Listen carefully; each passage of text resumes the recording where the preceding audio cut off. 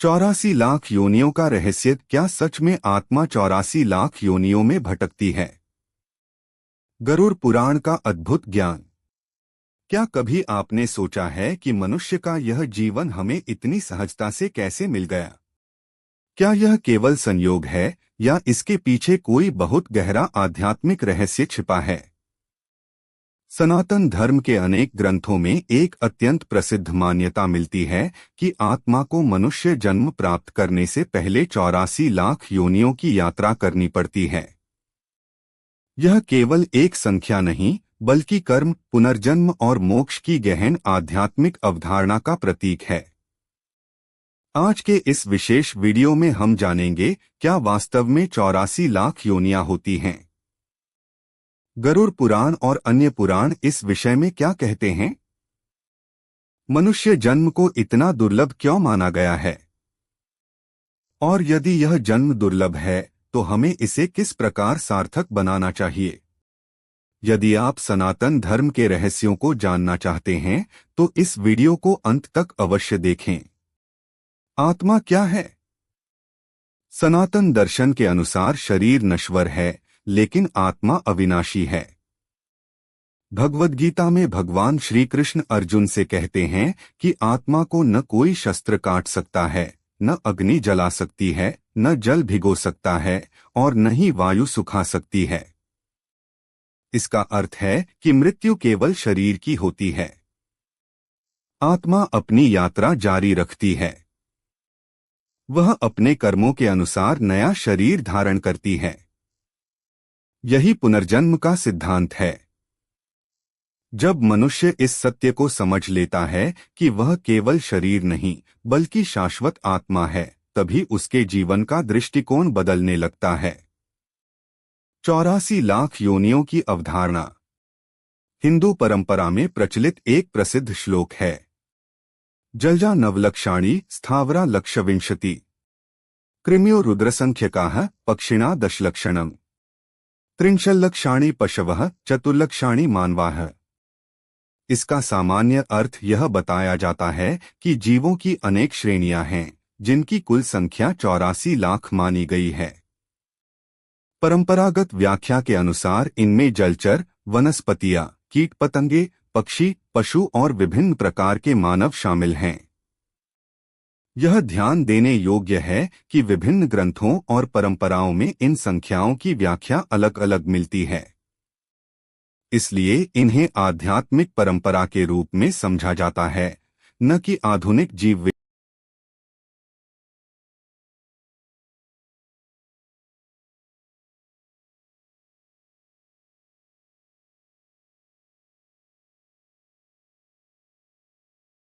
की अनगिनत जन्मों की यात्रा के बाद आत्मा को मनुष्य शरीर मिलता है।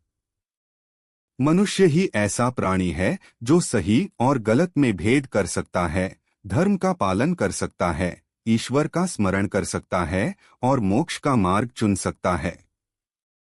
पशु भूख, भय, निद्रा और प्रजनन जैसी प्राकृतिक प्रवृत्तियों से संचालित होते हैं। मनुष्य में इन सब के साथ विवेक भी है। यही विवेक उसे अन्य प्राणियों से अलग बनाता है। इसलिए संत महात्मा बार बार कहते हैं कि इस जीवन को केवल भोग में नहीं, बल्कि योग, सेवा, भक्ति और सत्कर्म में लगाना चाहिए। कर्म का नियम।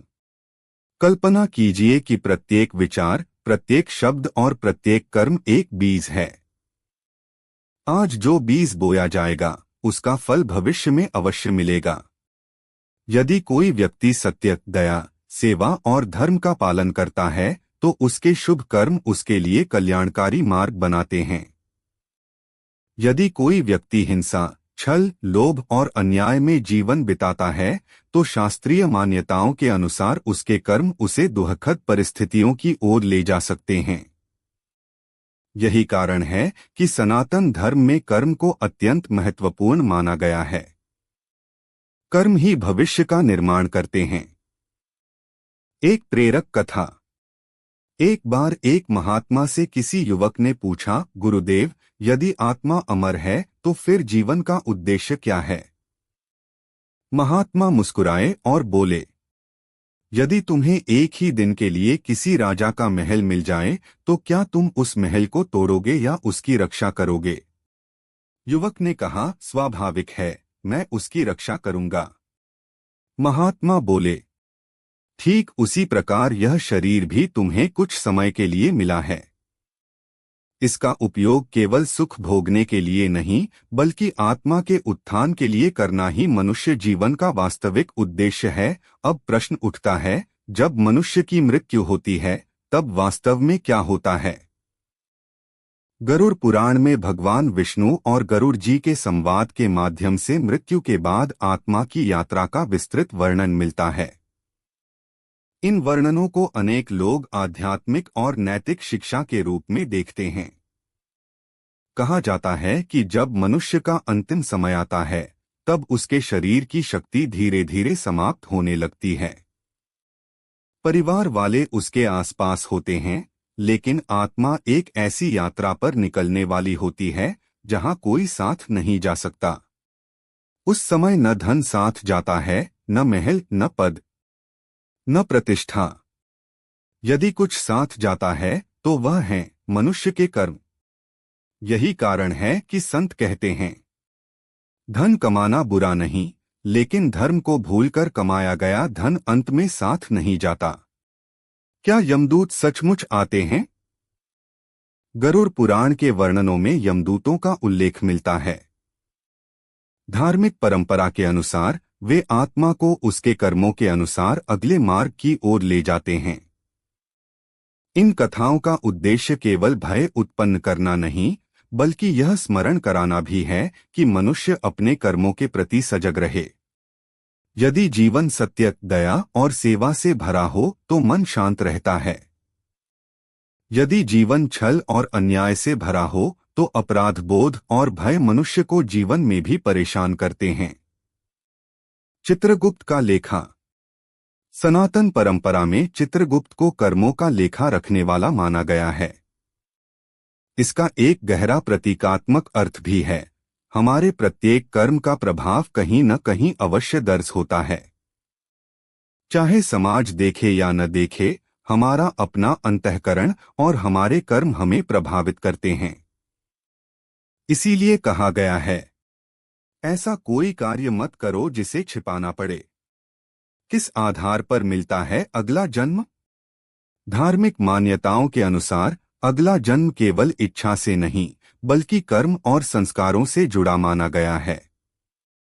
यदि मनुष्य का मन लोभ, क्रोध, हिंसा और अहंकार में डूबा रहता है तो उसे आध्यात्मिक उन्नति कठिन हो जाती है। लेकिन यदि उसका जीवन भक्ति, करुणा, सत्य और सेवा से भरा हो तो वह मोक्ष के मार्ग की ओर अग्रसर माना जाता है। यही कारण है कि हमारे ऋषियों ने कहा, कर्म बदलो तो भविष्य बदल जाएगा। सबसे बड़ा भ्रम आज का मनुष्य सोचता है, अभी तो पूरी जिंदगी पड़ी है। लेकिन मृत्यु कभी समय बताकर नहीं आती। इसलिए संत कबीर ने कहा, काल करे सो आज कर, आज करे सो अब। अर्थात जो शुभ कार्य करना है उसे टालना नहीं चाहिए। एक प्रेरक प्रसंग। एक राजा ने अपने गुरु से पूछा, मुझे सबसे बड़ी शिक्षा दीजिए। गुरु ने केवल एक अंगूठी दी जिस पर लिखा था, यह समय भी बीत जाएगा। जब राजा दुखी होता तो यह वाक्य उसे धैर्य देता। जब वह अत्यधिक प्रसन्न होकर अहंकार करने लगता तब भी वही वाक्य उसे विनम्र बना देता। इसी प्रकार हमारा जीवन भी क्षणभंगुर है। इसलिए हर पल को धर्म, प्रेम और सेवा में लगाना ही सबसे बड़ी बुद्धिमानी है। यदि आत्मा जन्म और मृत्यु के चक्र में बार बार आती जाती है तो क्या इस यात्रा का कभी अंत भी होता है?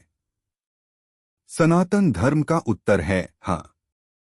इस अंतिम लक्ष्य को मोक्ष कहा गया है। मोक्ष का अर्थ केवल मृत्यु के बाद किसी स्थान पर पहुंचना नहीं है। आध्यात्मिक दृष्टि से इसका अर्थ है अज्ञान, आसक्ति और कर्मबंधन से मुक्त होकर परम सत्य का अनुभव करना। भगवद गीता में भगवान श्री कृष्ण अर्जुन से कहते हैं कि जो व्यक्ति ईश्वर की शरण में आता है, निष्काम भाव से अपने कर्तव्य का पालन करता है और भक्ति तथा ज्ञान के मार्ग पर चलता है, वह जन्म मृत्यु के बंधन से मुक्त हो सकता है। क्या केवल पूजा करने से मोक्ष मिल जाता है? यह प्रश्न बहुत लोगों के मन में आता है। शास्त्रों का संदेश केवल बाहरी पूजा तक सीमित नहीं है।